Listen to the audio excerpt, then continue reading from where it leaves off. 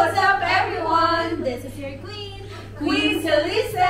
And welcome back to my channel, guys. So guys, for today's vlog or for today's video is nandito kami ngayon sa Howard Johnson Hotel. And of course, dito nyo matatagpuan ang sikat na seafood buffet. Kainan unlimited na grabe, sobrang pagkamura. I just want you guys to meet Ali. I'm waiting! Yes. Guys, ayan, titikman natin ngayon yung mga seafoods dito sa etc.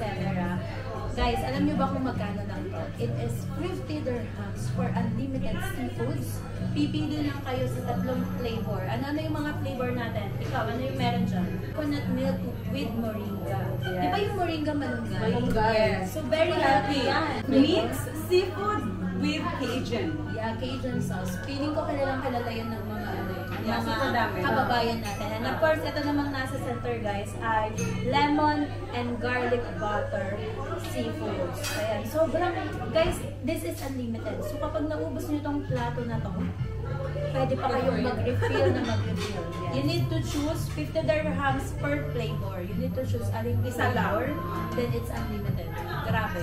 And hindi lang yan yung meron kayo. Meron din kayo nitong fruit platter, meron din bread, meron din mojito, meron din soup, Dynamite shrimp. hindi dynamite fishing. Walang ganun, friend. Meron tayong dynamite shrimp. Ano nga naman? Diba? So guys, simulan na natin.